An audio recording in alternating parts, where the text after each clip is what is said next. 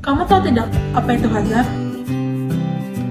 Hazard merupakan kondisi atau kejadian yang memiliki potensi untuk menyebabkan cedera, sakit, atau kerusakan pada properti, lingkungan, ataupun aset lainnya. Hazard ini dapat berupa fisik, kimia, biologis, ergonomis, ataupun psikososial. Nah, mengapa sih hazard itu harus dipatuhi? Yang pertama, untuk mencegah kecelakaan dan cedera. Yang kedua, perlindungan lingkungan. Yang ketiga, melindungi aset. Yang keempat, kepatuhan hukum. Yang kelima, peningkatan produktivitas. Yang keenam, kesehatan dan kesejahteraan karyawan. Dengan mengembangkan strategi pengelolaan hazard yang efektif, baik individu maupun organisasi dapat menciptakan lingkungan yang lebih aman, lebih sehat, dan lebih produktif bagi semua orang yang terlibat. Tahukah kamu, hazard sudah ada sejak zaman Mesir kuno loh. Pada saat itu, hazard dikenal dengan nama hieroglif yang digunakan untuk menunjukkan bahan kimia berbahaya. Kemudian, hazard berkembang seiring dengan kemajuan industri dan teknologi pada abad ke-20. Lambang hazard modern pertama kali dikembangkan pada tahun 1940-an oleh National Safety Council atau NSC, yang kemudian dikenal sebagai National Safety Mark yang berbentuk lingkaran merah dengan tanda tambah di tengahnya. Pada tahun 1968, Organisasi Standar Internasional atau ISO menerbitkan standar ISO 3864 mengenai simbol hazard berupa desain segitiga hitam dengan tanda seru berwarna putih yang kemudian ditetapkan sebagai lambang hazard universal. Pada saat itu, lambang hazard hanya berupa satu simbol saja. Seiring berjalannya waktu, standar ISO 3864 menyertakan lebih banyak simbol hazard untuk berbagai jenis bahaya, dan sekarang terdapat lebih dari 50 simbol hazard yang diakui secara internasional. Di Indonesia sendiri, lambang hazard ini ditetapkan dalam Peraturan Menteri Tenaga Kerja dan Transmigrasi Nomor 18 Tahun 2019 tentang Pembinaan Keselamatan dan Kesehatan Kerja.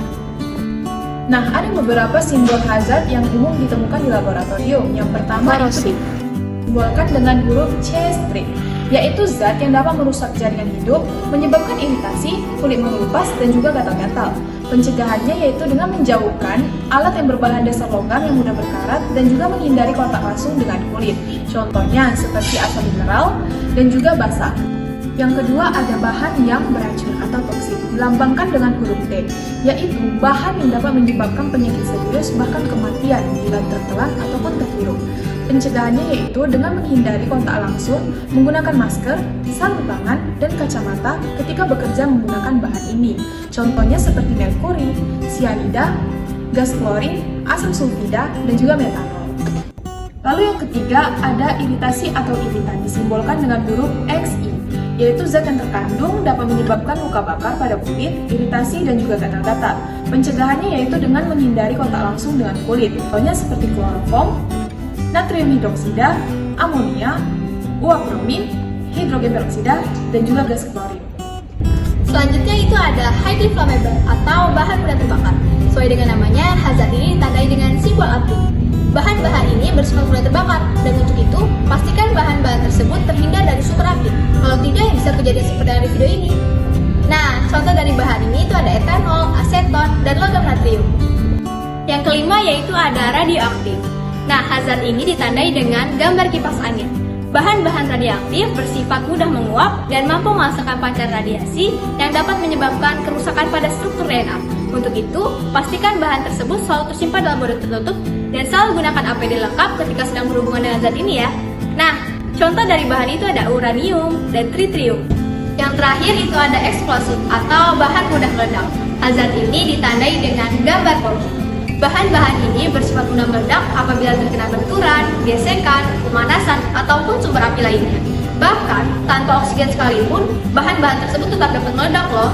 Nah, contoh dari bahan ini itu ada amonium nitrat dan juga nitroselulosa. Keselamatan merupakan prioritas utama dalam setiap aktivitas.